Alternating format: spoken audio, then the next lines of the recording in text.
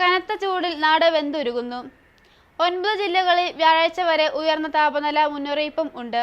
വേനൽമഴ മാറി നിൽക്കുന്നത് മൂലം കാർഷിക മേഖലയിലും കനത്ത വെല്ലുവിളി നേരിടുകയാണ്.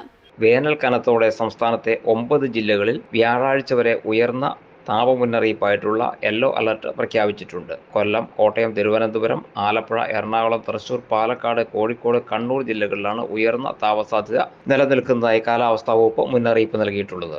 കൊല്ലം, കോട്ടയം ജില്ലകളിലെ താപനില 38 ഡിഗ്രി സെൽഷ്യസ് വരെയും തിരുവനന്തപുരം, ആലപ്പുഴ, എറണാകുളം ജില്ലകളിൽ ഇത് 37 ഡിഗ്രി സെൽഷ്യസ് വരെയും ഉയരാമെന്നാണ് മുന്നറിയിപ്പ്.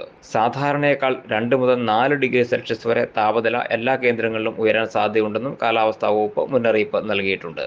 ഇതേ തുടർന്ന് ആരോഗ്യവകുപ്പും പ്രത്യേക മാർഗനിർദ്ദേശങ്ങൾ പുറപ്പെടുവിച്ചിട്ടുണ്ട്. പകൽ 11 മുതൽ ഉച്ചയ്ക്ക് ശേഷം 3 വരെ കഴിവതും പുറത്തിറങ്ങുന്നത് ഒഴിവാക്കണമെന്നാണ് നിർദ്ദേശം. ഉയർന്ന ചൂട് റിപ്പോർട്ട് ചെയ്തതോടെ സൂര്യാഘാതം, സൂര്യാതപം, നിർജ്ജലീകരണം തുടങ്ങിയ ഗുരുതര പ്രശ്നങ്ങൾ ഉണ്ടാകാനിടയുണ്ടെന്നും ആരോഗ്യവകുപ്പിന്റെ മുന്നറിയിപ്പുണ്ട്.